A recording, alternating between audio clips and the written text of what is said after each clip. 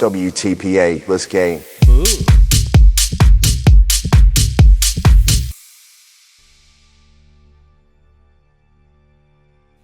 G'day, you bloody larrikins. Today we're going to go through a beginner's guide from the new RTS game Manor Lords.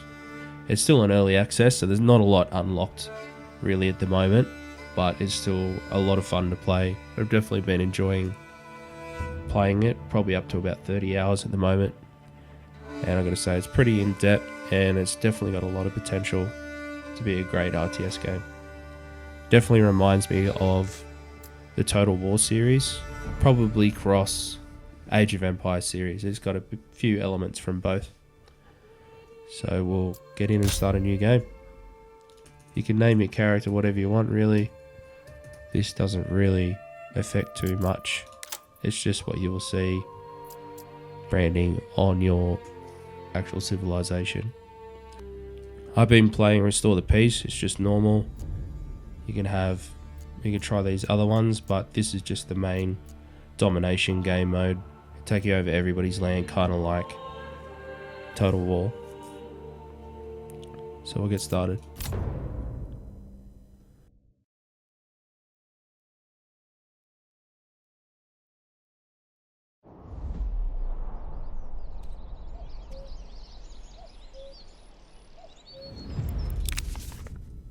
So we've just got the victory conditions, dominance.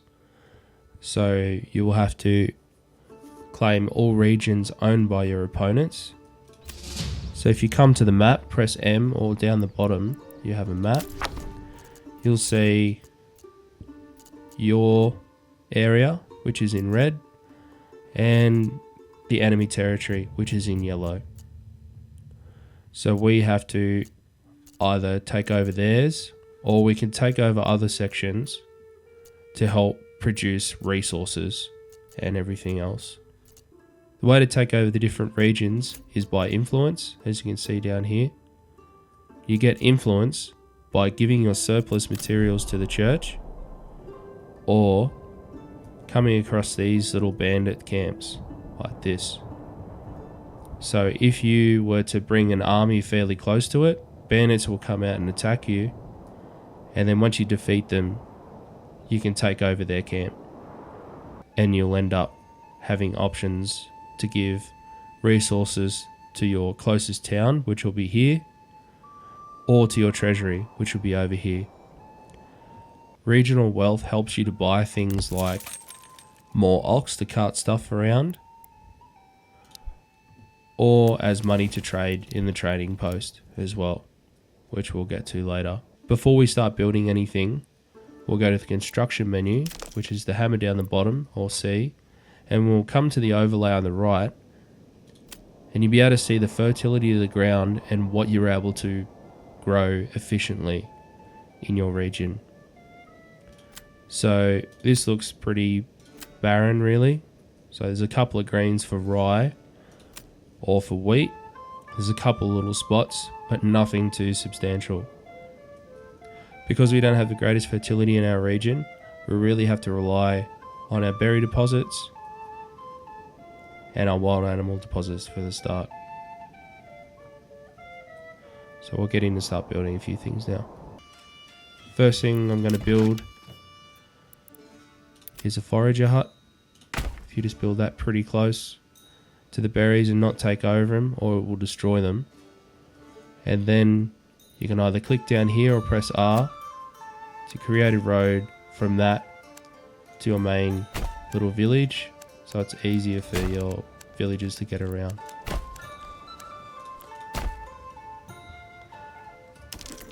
Next I'm going to build a timber logging camp.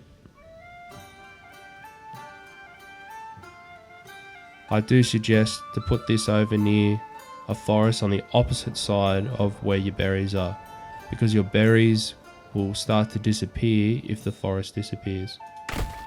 So we'll put him over here and do the same thing, connect the roads up, make it easier for everybody.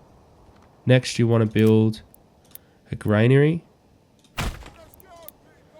and a storehouse, which are in the logistics tab. because you actually have supplies sitting out here on the ground. And if they stay out in the rain, they'll get damaged and disappear. Now we should have 1 timber left, which you can see up here. And the next thing I like to make is a well. So you have to place that on an underground water source. So we'll chuck him here for now. And that should be your first lot of building to go down. You can also make priority when they construct it by clicking the up and down arrows over here. Can I stay with us, drink? And as you can see, they're all pulling over here now to build this first. Just got a message pop up. So to reply to these messages, you just click on whatever you want to say and drop in the box and go send. And it'll send it to old mate. So now that the logging camp is constructed, now you have to put people on there so then they start logging. So you can either press the plus button or you can press E to assign them to the logging camp. The next thing you really want to do is to get all these supplies inside. So these will be the next priorities. So put somebody on the granary and they'll come over and they'll pick up the supplies and put under cover. And same with your storehouse. You just want to make sure that you've always got one unassigned so they keep constructing whatever you want to build. And they'll also transport timber to where it needs to go as well. So now we've got a forager hut. We'll put somebody on there and they'll start foraging berries and to keep our food supply up, because we don't want our people starving to death. After all of our supplies are in the granary and the storehouse, as you can see now, you can take somebody off one of them if you like to help construct our next buildings. The next thing I'll be trying to construct are houses for your people to live in. So I'm going to create a road out here. And this is going to be the line of where I'm going to put my houses for my people to live in. It's a good idea. Have the back section an extended plot. As you can see, you got the houses at the front there. And then there's an extra little bit at the back.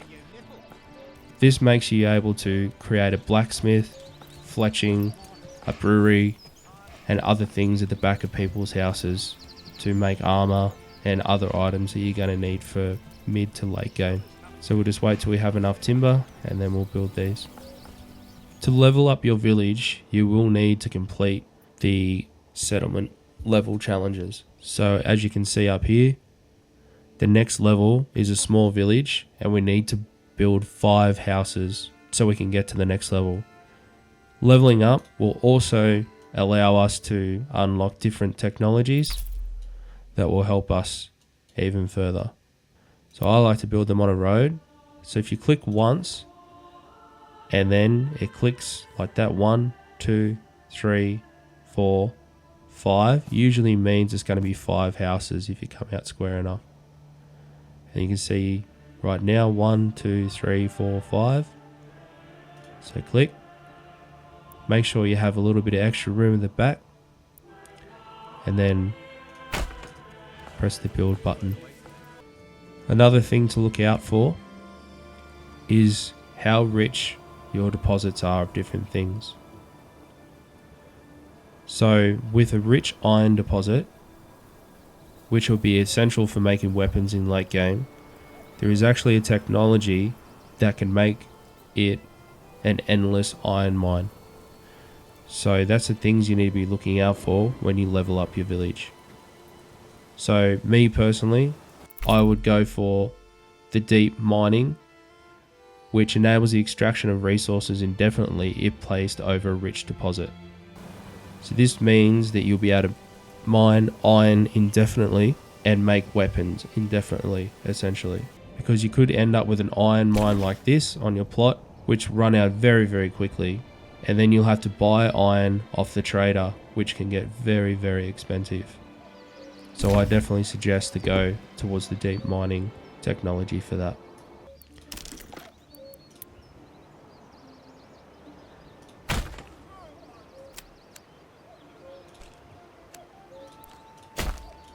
So I'm just going to build a road for this, and also might as well a road for the iron mine as well. And we'll just take that directly to our little village.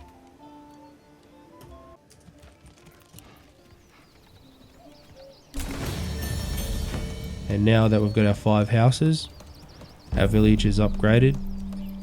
And now you can see we need to make 2 level 2 houses for the next one. Just click this message. So now it's asking us to make a militia or an army. So to make a basic army, we'll come down to army, click, and if you can see how many people we have for recruits, how many weapons we have overall. So we've got spears and large shields, which are for the spear militia. So if we click that, you see straight away we have 10 spear militia because it's used the recruits, 20 spears, it's used 10 of the 20 spears, and 10 of the 20 shields as well. So we need another 10 recruits. So the only way to get more recruits is to build more houses. So we'll go and build a few more now.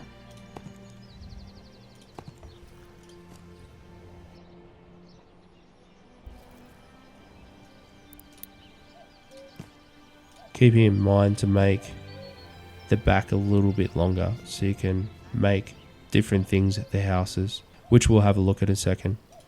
Now we can have a look over here what we need to upgrade to level 2. So you got all these little diamonds that we need to fulfill. So that means we need a church, fuel stall, food stall, and clothing supply, which is another clothing store. To make those stalls, we go to construction, and in the housing residential, go to marketplace and make a little section like this, and see all the pluses inside. That's how many stalls can be in that section, and that's free to make. Now looking at our research up the top here, we can see which way we want to go. Because I have a rich iron deposit, I'm going to go towards the deep mining straight away. So charcoal burning is the first one, and then we'll get to that one later. So as you just seen up here, it just flashed resources stolen by nearby bandits. And so they've stolen 12 berries off us. The reason this is happening is because there is a abandoned camp pretty close to where we're living. Even if on the other side of the map, they seem to come over and steal our stuff.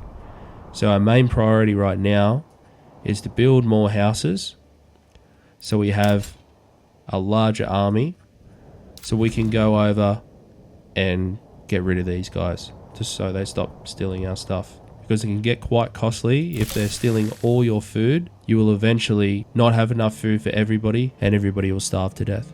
In the meantime, we can also start making a woodcutter's house, which will make fuel, and a saw pit as well, which will give us planks so we can eventually build our church.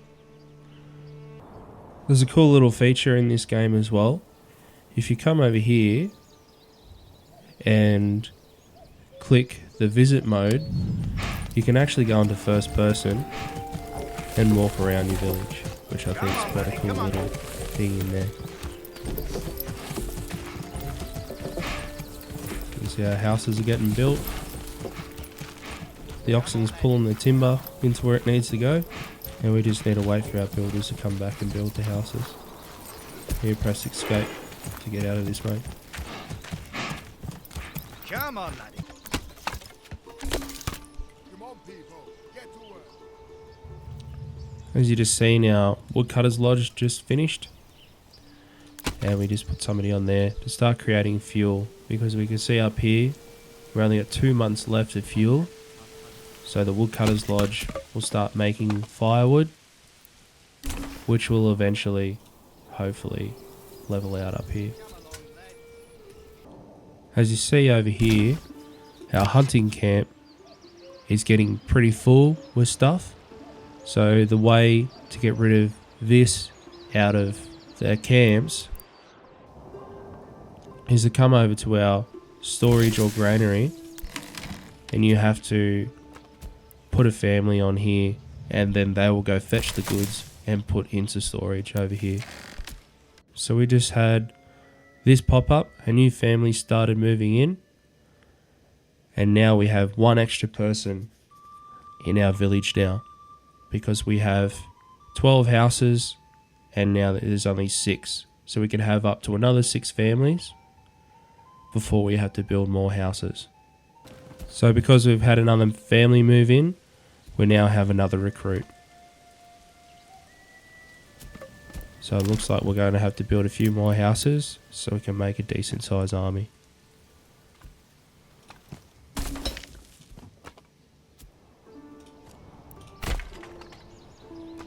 We're just going to put somebody on the saw pit to start making some planks, because we're going to need that to make our church. So we've just gone from September to October, and as you see, there's another family just moved in. So potentially every single month you have the chance of somebody else moving into your town, but you still have to keep that approval rating up above 50. Because we're sort of struggling with the firewood, I'm going to put an extra person on the logging camp, and then when somebody else moves in to our village, an extra person on the Woodcutters Lodge as well, just to keep that surplus high. As you can see, we're still having problems with the bandits. They've just stolen another 4 bread. So it becomes quite costly if you don't deal with them quickly. But that's why it's essential to try to get as many houses built so you can have more and more recruits coming in. So I reckon 20 is probably enough to go out and start fighting these guys. So we'll just wait till they get that, and then we'll have a little bit of a look at some combat. So because our logging camp has run out of trees pretty close to it, you can just click on it and go relocate, and you can put it somewhere closer to some forest if you want, like so. It saves demolishing it and building a brand new one. To speed up construction, you can come to the hitching post, and if you have a couple of planks, you can upgrade to a small stable so you can buy more oxen to drag the timber around. We're just going to move our other sawmills and Woodcutters Lodge over here, just to make it a little bit quicker from logs to go from there to there. You really want to be quite efficient in where you place things, so someone doesn't have to walk from one side of your village to the other. So now our small stable is upgraded. We can buy another oxen so we can move stuff around a bit quicker.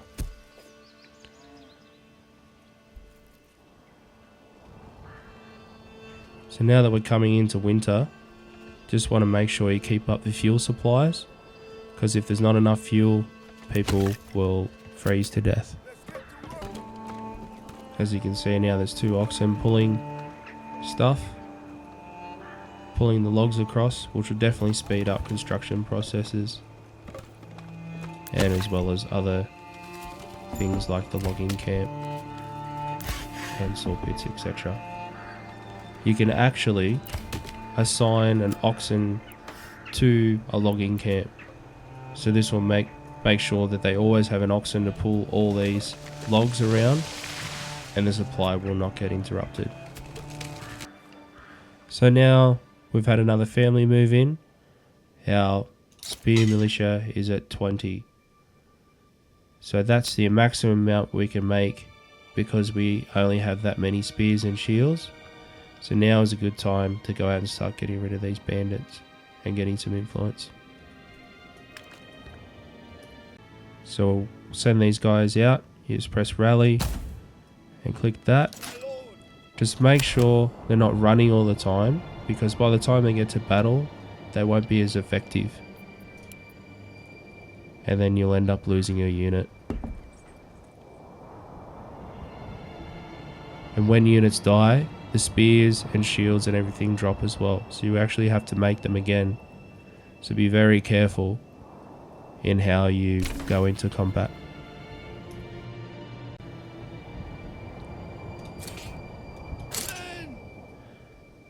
As you can see here, the effectiveness is at 96.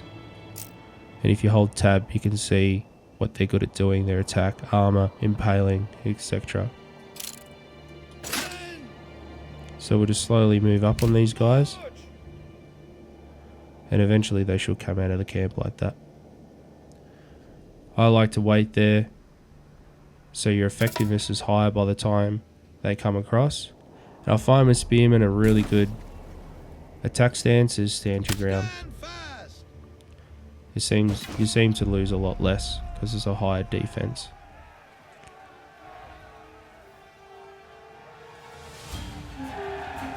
And like that, you've defeated them. So then you click your unit, come over to here and a little hand will pop up, right click, and they will go collect some supplies.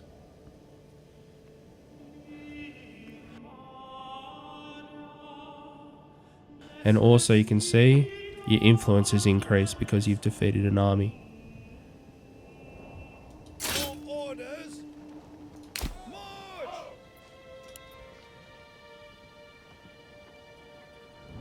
So now once you've captured the bandit camp, it'll come up with this little message. So you can either send resources to the nearest town, which will be your town, so you'll have money go to the treasury of the town or regional wealth. Or you can send the money to your treasury.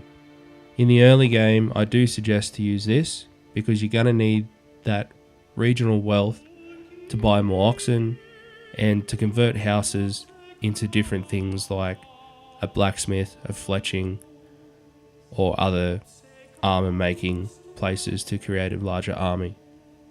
So we'll go send resources to the nearest town. If you send it to the treasury, it will be when you need to expand your town. So say if you take over another region and you want to extract the resources from this section, you will need to come to your building and construction tab, administration, and to a settler's camp. And you will literally start pretty much exactly the same over again. But you need 250 in your treasury. So your treasury can be topped up by defeating those camps and sending it to your treasury.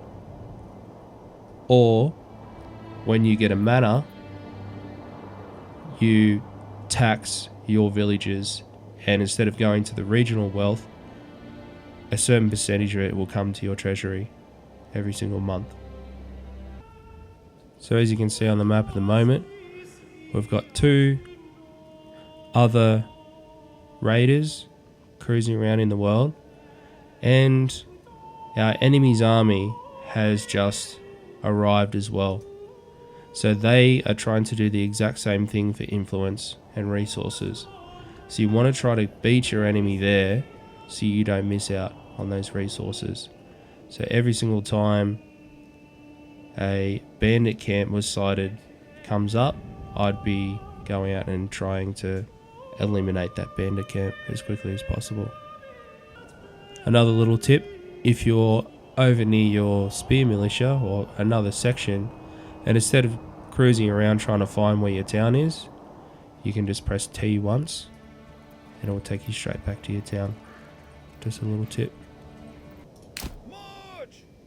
You can be a little bit sneaky when taking over bandit camps. As you can see, the bandits have left their camp and going to engage our enemy's forces. You can actually take the resources out from underneath them before they get to them. they will still gain the influence for that, for defeating them. But you can just sneak in like this and get the resources that you really desperately need early game.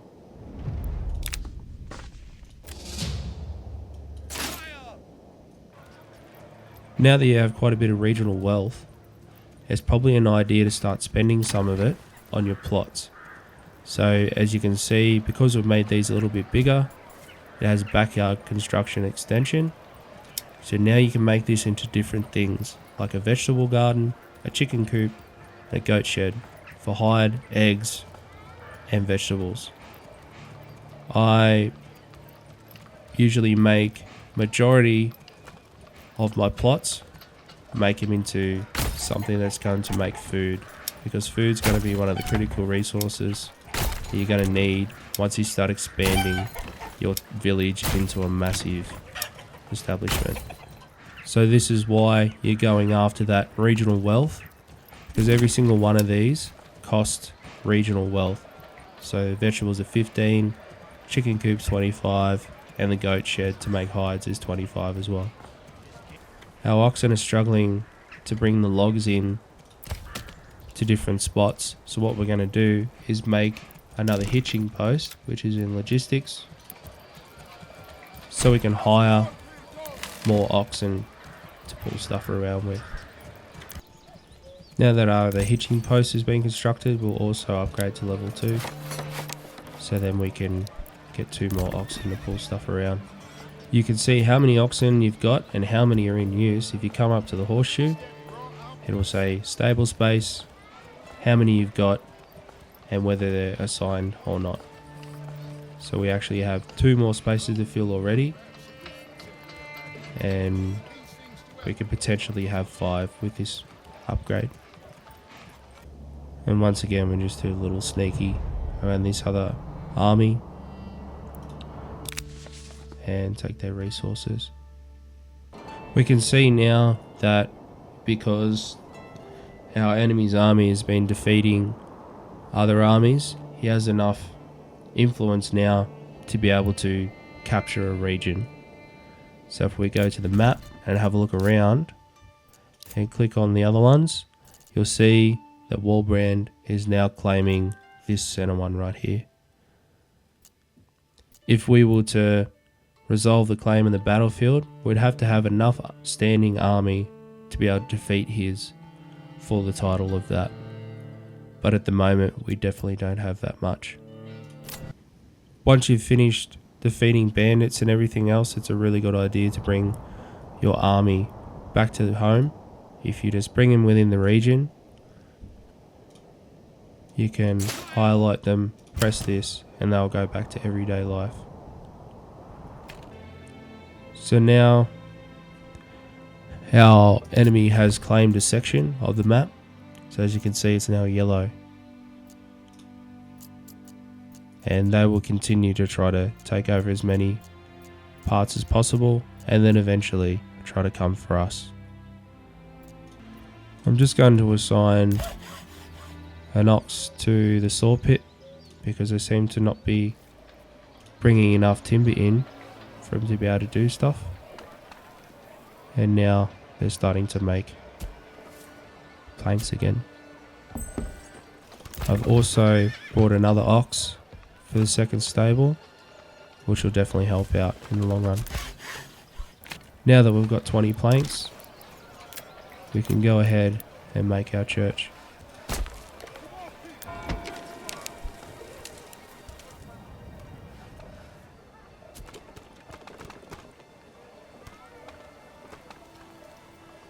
So we're making a church so we can upgrade our plots to a level 2, so it needs a church.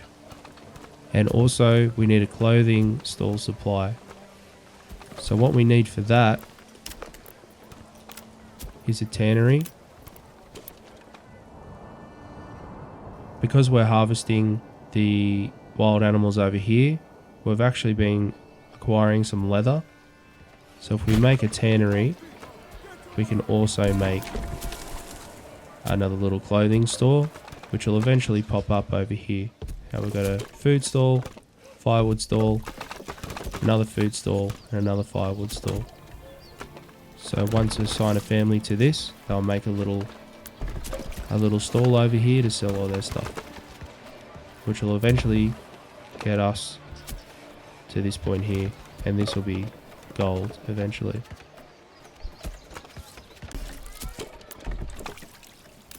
Come on, people, get to work. And hopefully they will eventually put up a little stall. And you can tell that they put up a little stall if that icon there comes up. So now we should have enough of everything to now upgrade our houses to level 2. Like so. I usually like to do 4 or 5 straight up, because you will eventually need higher levels in the end. So as you can see, we need 2 level 2 houses straight up, and that will level up our town to a medium village, and then we'll be able to unlock a deep mining technology as well.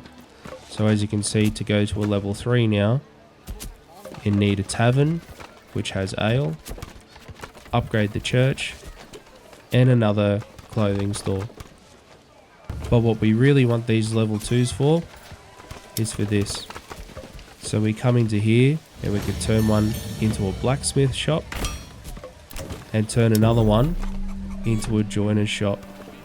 This will allow us to make weapons, spears, swords in the blacksmith, and shields in the joiner's shop.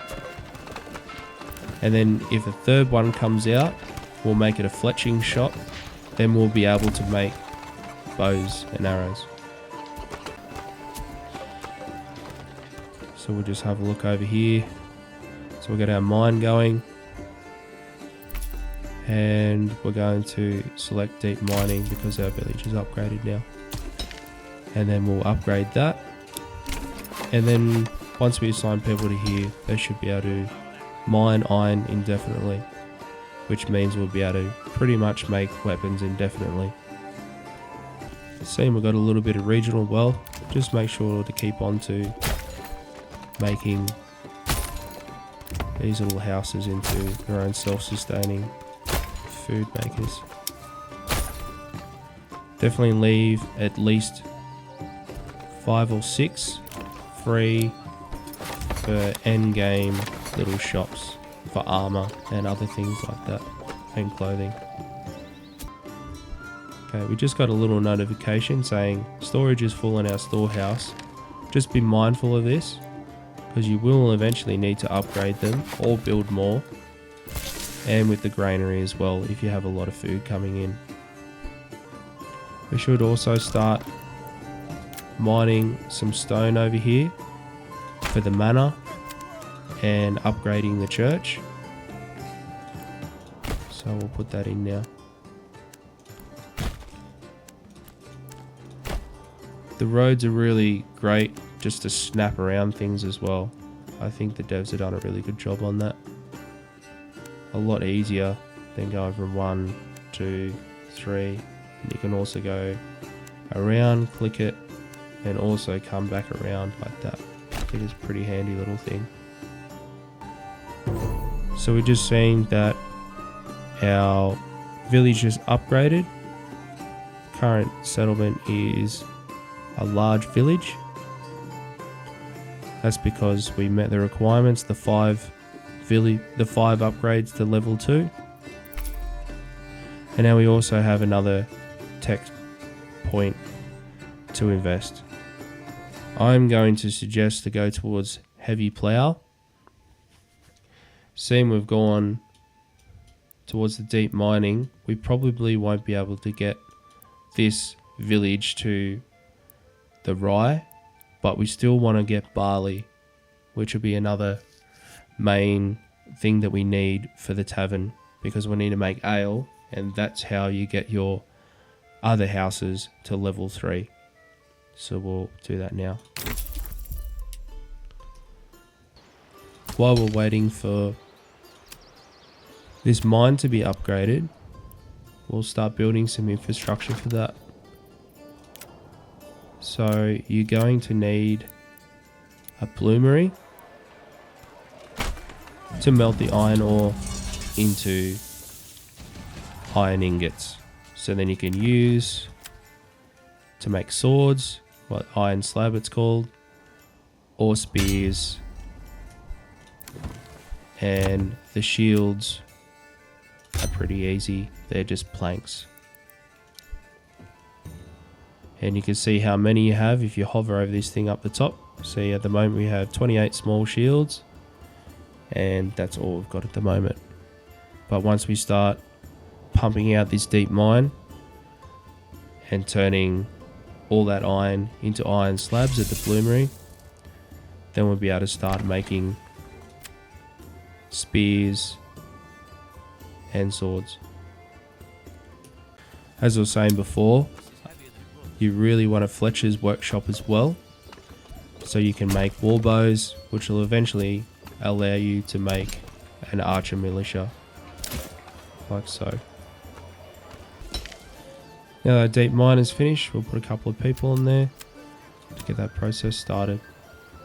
It's a really good idea as well to have a few people in the storehouse, because they'll bring those materials from that deep mine to here, which will make it a lot closer to eventually go to your blacksmith to make spears and swords. Bread, freshly baked.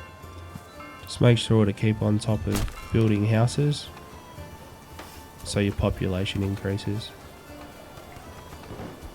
Now we'll start making a farm. So we've got some barley to make some malt, so eventually we can make some ale to level up our stuff to the next level.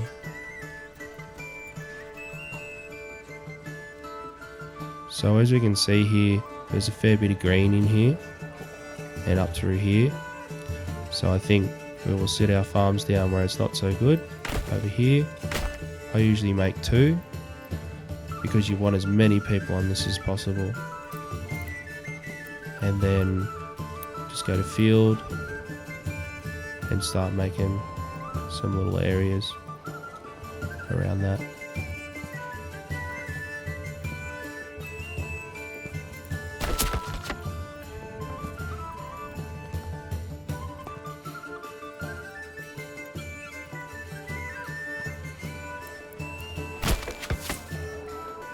So now that we have our fields, we can go have a look in the menu and see which one is the best, the most percentage. So wheat, we're going to get grain. We can turn the flour into bread. That's really good for our food situation. Barley for malt, for ale, and flax that we can turn into linen, which eventually we can turn into clothes for our army.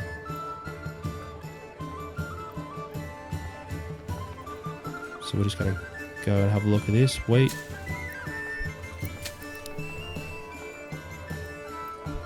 See which one's decent for barley. Probably this M1 over here by the looks of it. Turn him to barley. And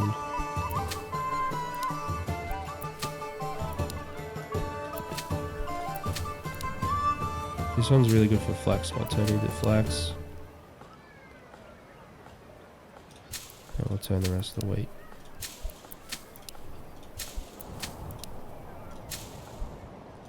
So you can also have crop rotation. So fallow will regenerate the fertility, but will have no yields. So if you were to go wheat in 3 years' time, by the time you get to the 3rd year, you might only have 2% fertility and your yield would be terrible. So it's a good idea to rest it in between, and then if you get quite a bit of a farm going, you can have alternating years. So this will be wheat this year, fallow the next year, and then while this is fallow, you'll have a wheat one over here, for instance.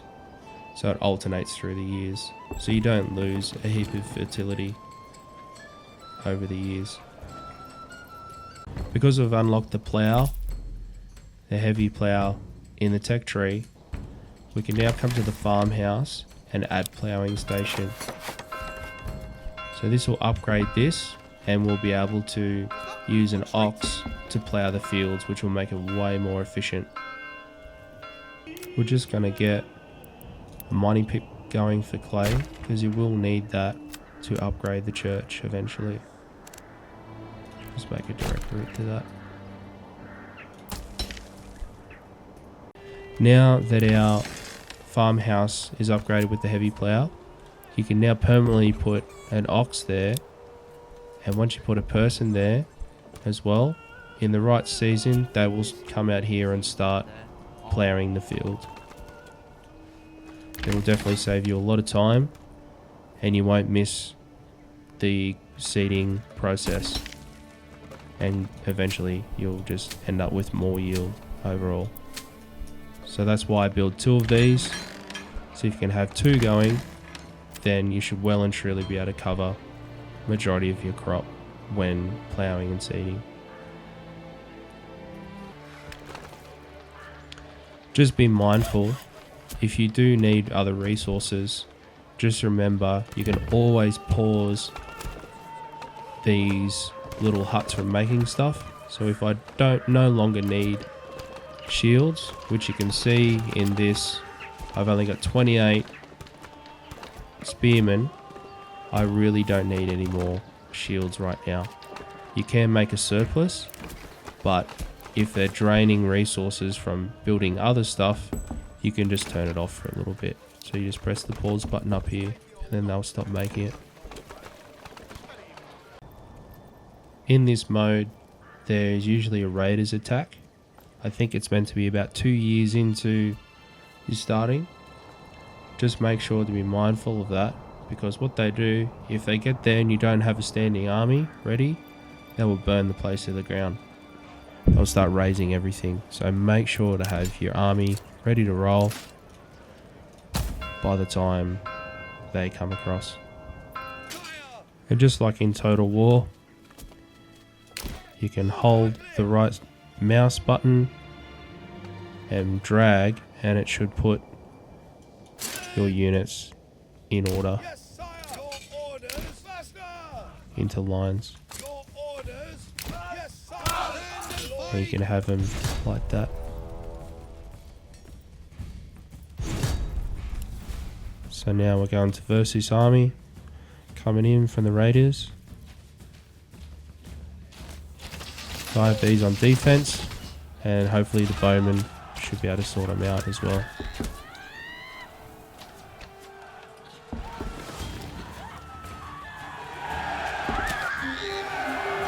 And just like that, they're gone.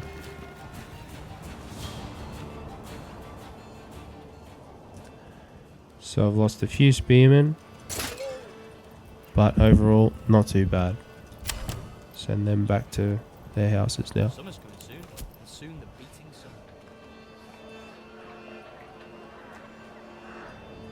summer. As you can see now, our oxes are over in the paddock, ploughing everything.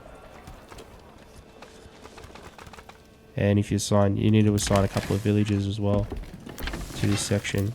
I do suggest to have as many as you can in the farmhouses to make it more efficient. Because we've had a battle on our region, there's a lot of dead bodies there, which can turn into disease, I'm assuming. It hasn't really got a great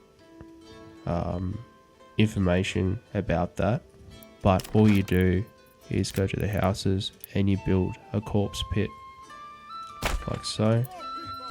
So now that it's constructed, just assign 1 or 2, however quickly you want to do it, people to this, and they will come over and get the corpses and put them into the pit over here.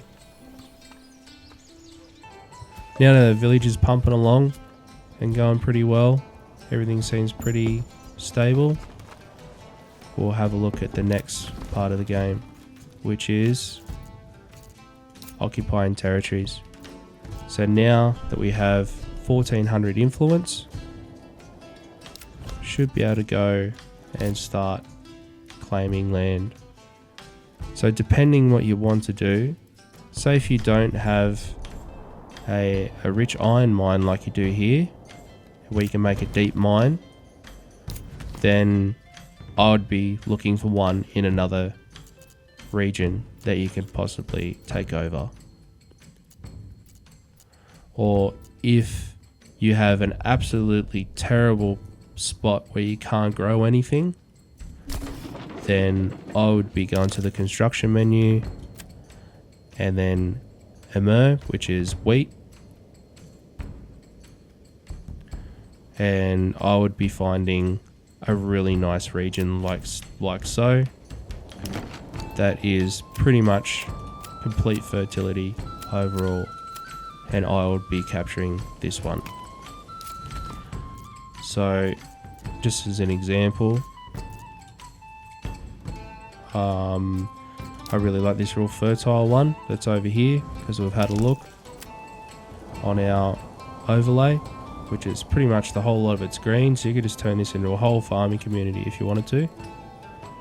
And we'll go back to the map, click on that, claim with influence, and press claim towards this region.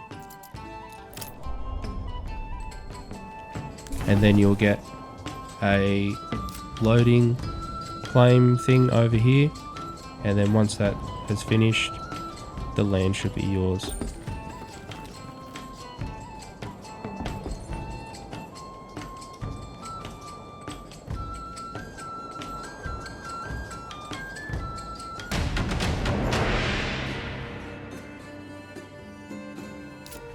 So now that region is claimed, and it's turned red like our other one. Usually the AI won't try to dispute your claim, but they definitely will if you're trying to claim one of their areas. But still, you're going to have 2,000 influence to be able to even look at trying to claim one of their sections. Once all the land is claimed, be very wary, because the enemy will start trying to claim your land. And you might have some precious resources there that you need, and if you're not paying attention, they will take it from you. So just be mindful of that.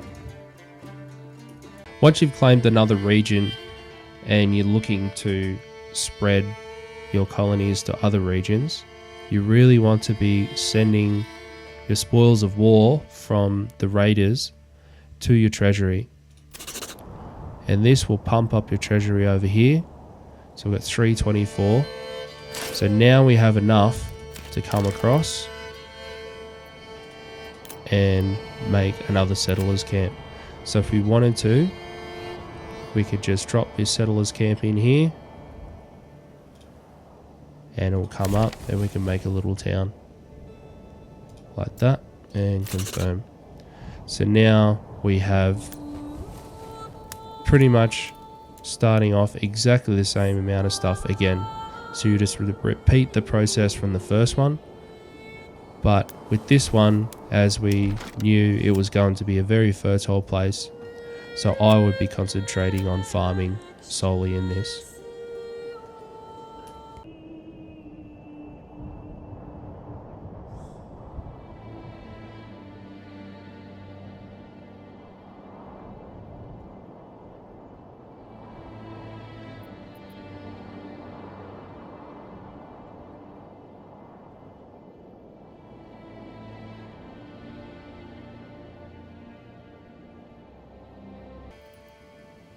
Just a little tip, if you know you've put down a hunter's camp, it's really hard to see in forestry and all that sort of thing, definitely if you're up a little bit higher. If you hold tab, it'll show you exactly where it is. If you let go, you should be able to click it. Just a little tip there. Just another side note, all your technologies for another region are all locked again. It's not a collective technologies over the whole lot. So if you have your other region that you're starting to build stuff in, the best way to give it a boost is to come to your main one, and you want to make a pack station. So if you make this,